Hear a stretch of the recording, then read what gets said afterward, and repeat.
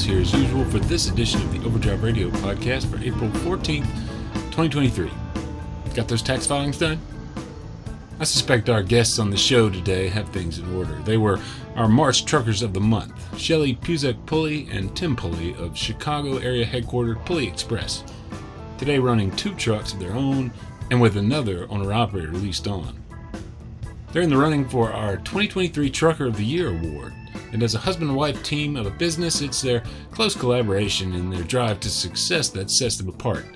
Though, since their marriage in 2005, it hasn't always been that way.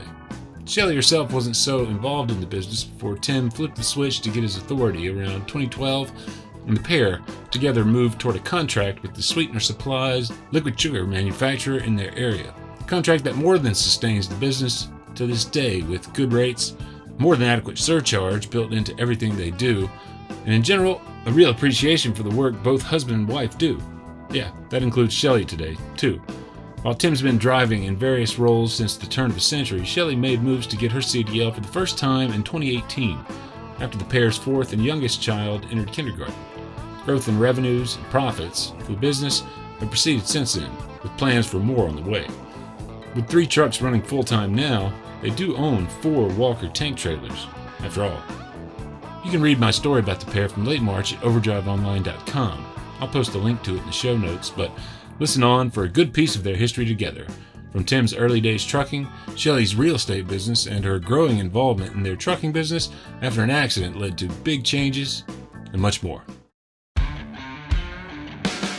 Every diesel needs to defend against clogged injectors, low lubricity, and slipping fuel economy.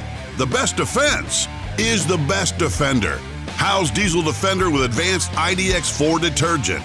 Get a deeper clean, maximum lubricity, and boosted fuel economy. Guaranteed. House Diesel Defender. Get optimal performance. House, for every diesel.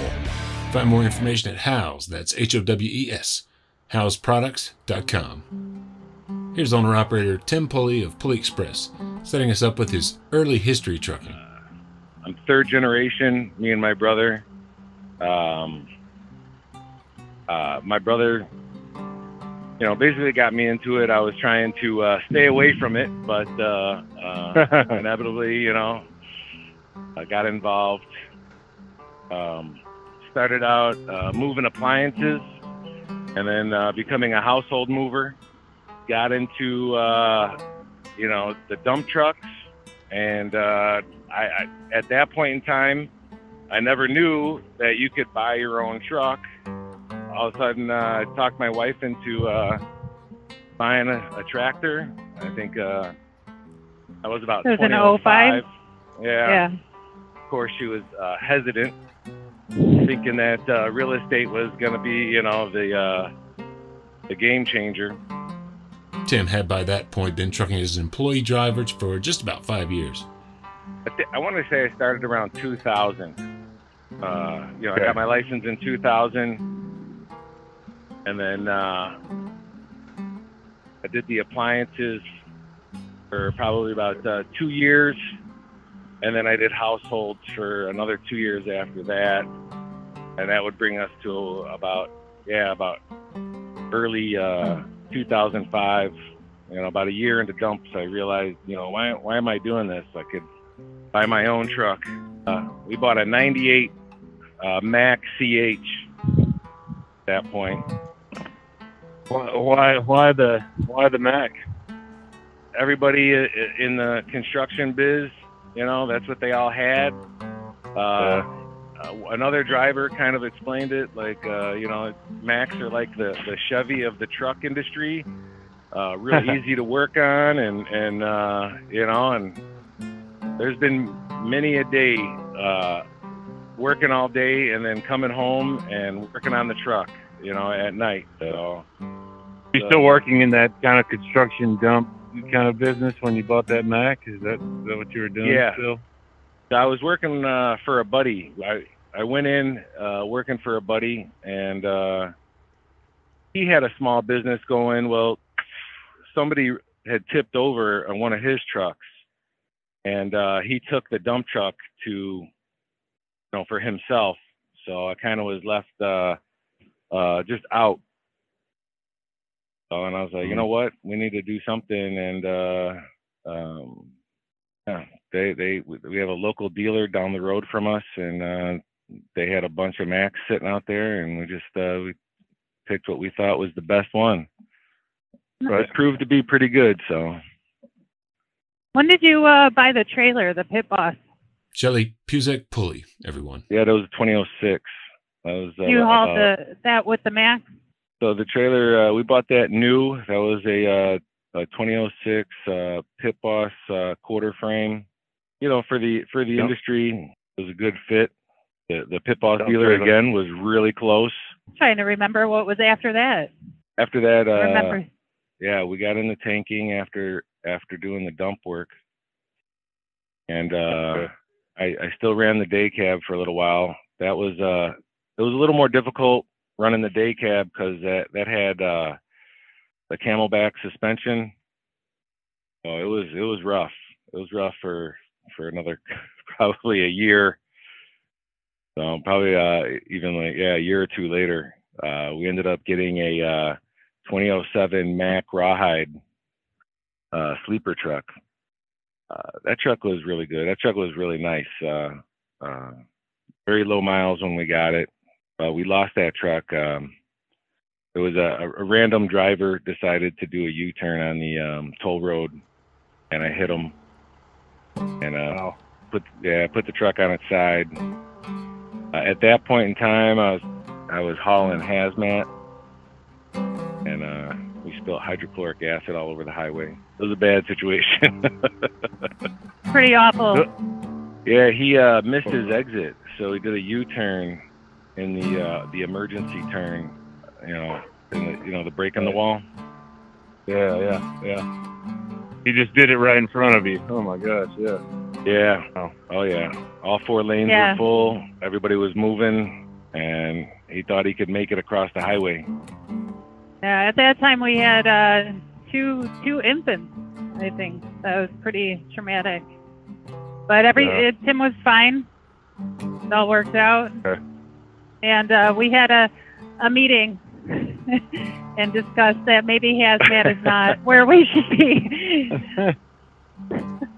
You know, at that time, how involved were you, Shelley, in the business? And so, kind of how did that progress for you guys? Shelley's was doing real estate, you know, and I kind of just since 2000. Yeah, I'm second generation. So my mom's been since '89. That's what I grew up with. But I want to say we were having so many kids at that point. I was just kind of still doing a little real estate, and I think Tim was still possibly doing your billing for the company we worked for. It was that easy still. Right. Not as much going on. We have been leased on to various companies up until then, and then I got into an argument with the guy that owned the chemical transportation, and ultimately he told me that it was his name on the door, and so I said, all right, that's fine, and we went out and we got our own authority. We basically just started going on from there. That was in 2012, not long after the accident, and Tim decided he'd live and die with his own name on the door, as it were, as he began to transition out of chemical hazmat tank work to food grade. Well, we did a little bit of road work. We did a little bit of flatbed work with that, and then just trying to stay out on the road, running load boards. That's when I got involved, when we bought the Conestoga, and then I was dispatching for him, looking on the load boards. Yeah, that was when we had our last kid. She was like 4 weeks old, and he's like, I'm going out on the road. That wasn't exactly working out so well. So we wanted to give it a try. I mean, we did it for about 6 months and realized that it wasn't worth it for me to be dispatching. And it was better to find a company that would find the work for you, but still have your own authority. That's not where we're at, though. We went in that direction, and we found food grade. and it was going well, but you're under somebody's thumb, and you can't really make your own decisions. They're telling you what to do. So we went out and found a customer. As we speak, we're currently still doing business with the customer, and everything is going very well. Sweetener Supply is the name of that company. Yeah, you make it sound so easy, honey. It took us a long time to get into Sweetener Supply. We had tried when we had 2 kids, and then I think it was 5 years later. Yeah, it was about we 6 years. Yeah. It took, I had to go around to get our name in the business. In the Chicago-land area, it just seems like the tanking niche is very close. Everybody knows everybody. So it did take us a few years to get everybody to know us and recognize us. Know the right people. Yeah. Are you guys doing a lot of work that puts you back home nights, or are you going farther afield? Or what's it look like for you today? So I'm usually home every day. Actually, currently I'm up in River Falls, Wisconsin. It's just across the river from the Twin Cities. I did come up here last night to hang out, and but usually it's not often. I'd say 95% of the time you're home every night. Shelley, too, today, driving a truck of her own locally, pulling a big Walker tanker while also getting their 4 kids off to school and so much more. Yet her entry into actual road work didn't happen immediately, as her involvement in the business grew with DOT authority in 2012. Because there was so much paper with having your own authority. There's a lot more, I guess, paper pushing and stuff you have to do. I mean, from your IFTA to your registration to your insurance. I just feel like, dispatching at that point, I just kind of took it over, and I just kind of went with it. And then we worked for Illini for a while, and I met with them. I talked to them all there, and we had the meeting. I gave them everything that they needed. We still had our own authority, but we were still they're like a Sweetener Supply, but on a bigger scale. We wanted a little bit more of a smaller company that Tim had found that Sweetener Supply was one of the best companies to work for in the area. I negotiated with the owner, Bob Speck, and we were supposed to be leased on, but at the time it just wasn't working, and I convinced them to take us on with our own authority, thinking that maybe if we had to, we would move on to the leased on. It was kind of more of a trial, and we just never moved in that direction. When we just stayed our own authority, and it's worked out pretty well. We haven't went anywhere else, but we have the opportunity if it comes up. And like we talked yesterday, we have this year, or last year, we started with another driver hauling one of our tanks. So who knows what the years bring. That's an owner-operator who's been leased on just since last fall, helping drive increased revenues to the company.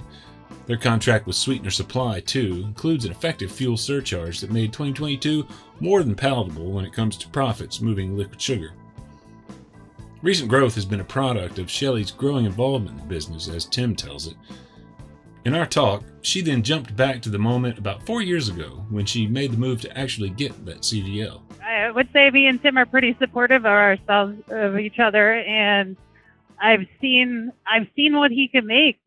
And I did real estate for so long, and there's a lot of shuffling your feet and a lot of just going out, showing houses and not making any money, or you can, so.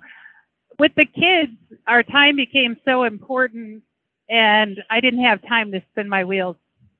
And I saw the money that you could make in trucking, and I was just very determined. When the last kid went into kindergarten, I was like, "That's it.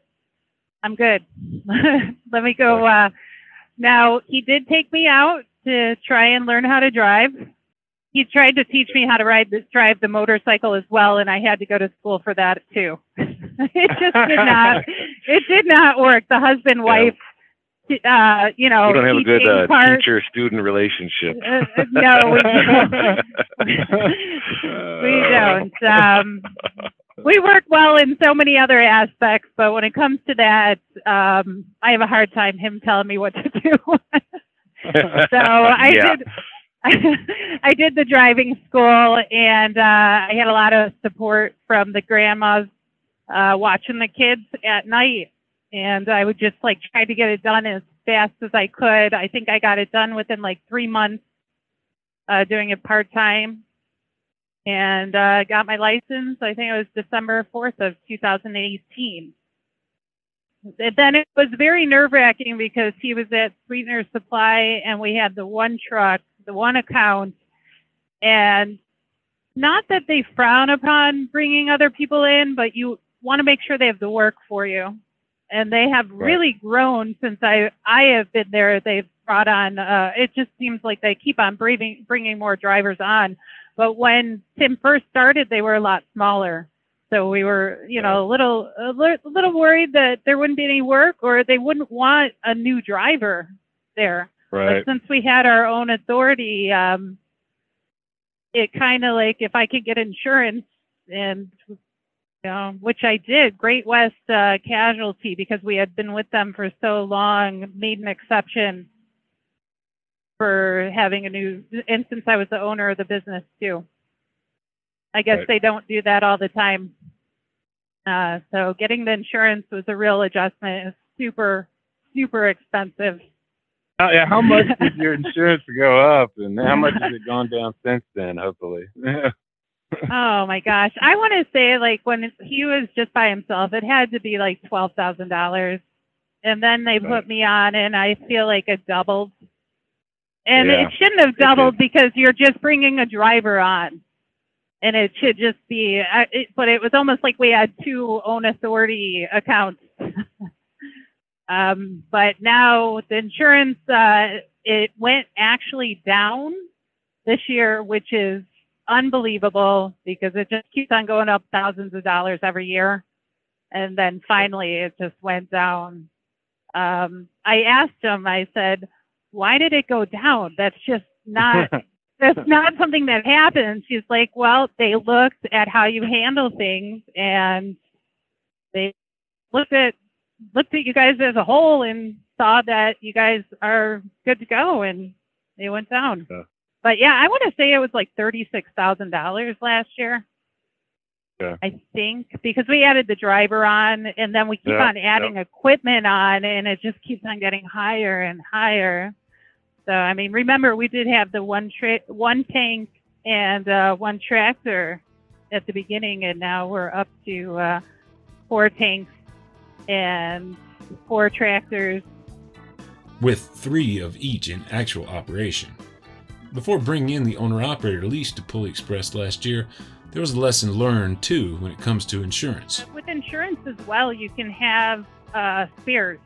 Which last year I did not have one of our trucks as a spare, which was, I could have saved us a lot of money. I just didn't know any better. I thought the insurance company would know we only have 2 drivers and 3 trucks. We can't, drive them all. But back to getting my CDL. Tim was just very supportive, and I ended up getting it, and then we slowly worked me in. We bought a cheaper truck for me to drive, and he showed me the ropes.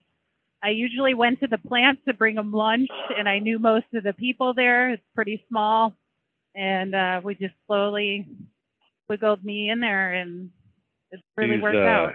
Very lucky.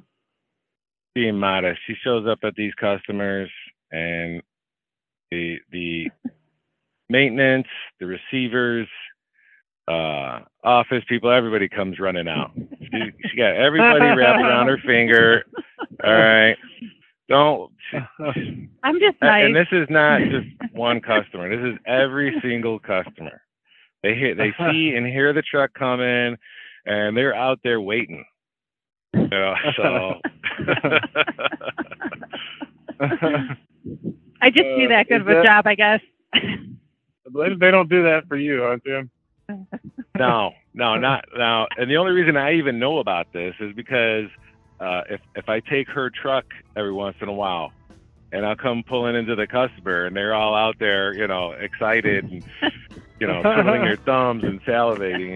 It's like, whoa, hey, what's going on? Today, Shelley manages maintenance scheduling, handles the books in the back office, handles equipment acquisition, including the recent purchase of a day cab Pete to replace her aging cat-powered International, which she's been in now for quite some time. Believe it or not, though, most days she's home to get their 4 kids off to school and back home by the time they are. And too. I would say I get the kids off to school most mornings. I'm there, and I race out to go get in my truck and deliver, and then go get loaded. And I'm trying to be home before they get home. It's very difficult, but I only pick loads I'm actually have a good choice of the loads to pick that work for me. I want to add that, Shelley's getting through year number 4, no accidents, actually no mishaps whatsoever. So right. I couldn't be luckier, You might look for Tim's Pete, too, at a truck show near you. To take us out to the end, here he is talking about the custom work he's put into the unit in recent years. It all started with an engine rebuild at Race City Truck and Equipment in North Carolina. It's 2006. I bought it in 2012. Yeah, I've just been running it ever since.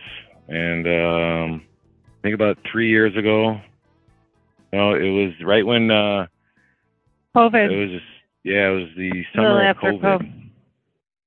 Needed an engine overhaul, and from there, it just kind of escalated. Where did you take it for the engine overhaul? Called Race City Trucks. They had it for about three months in North Carolina. Yeah. Okay. But I took it to that guy because he cuts the pistons, and he also puts a coating on everything. So I was reading about that, and I was interested in it, and I got over 100,000 on it, and this thing it gets stronger every day. So it's been an amazing build. After that, the truck was running so good, and my wife was starting to complain about how it was looking, and yeah. Oh, so that was all me. I don't like the rust. Improvement.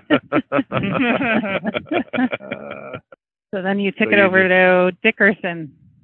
Yeah, and we had we didn't go through the whole truck, but we had Dustin through the frame, through the whole underbelly, and I don't know, basically everything down low. I didn't live its entire life up there with all the road salt and everything else. I purchased this truck in Effingham, Illinois. It's just a small carrier, feed carrier, doing like hopper bottoms, something like that. He was trying to move more towards having all owner operators instead of any company guy. So, and that's how I got this. You know what I was remembering? That I think the guy in North Carolina had it for a month, not 3 months, but we had one truck at that point. So Tim would run, we had 2 trailers. Tim would run in the morning, and then I would get in the truck after he got back and do a second load. And that's how we did it for like a month in the summer. That was crazy. Overdrive's March Truckers of the Month, everyone. Pulli Express, making it work. Thanks to both Shelley and Tim for their time. You can find pictures of Tim's 06 Pete and the rest of the company equipment in the post that houses this podcast at overdriveonline.com/overdrive-radio. I'll post a link to the story I wrote last month about the business too in the show notes, with a link as well to where you can nominate a deserving owner-operator for Overdrive's Trucker of the Year award. If you've thrived even through the huge business difficulties of the last year, you're a worthy contender, no doubt. I'd encourage you to put yourself in the running too.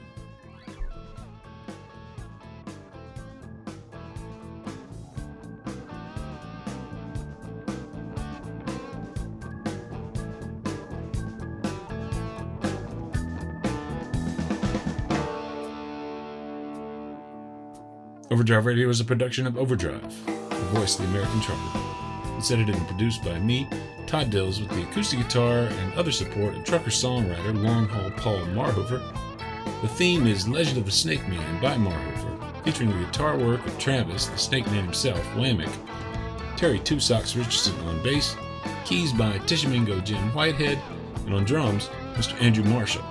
The podcast is backed up further by Overdrive's own news editor Matt Cole, social media coordinator Holly Young, executive editor Alex Lockey, and video editors Lawson Rudisell and Andrew Gwynn.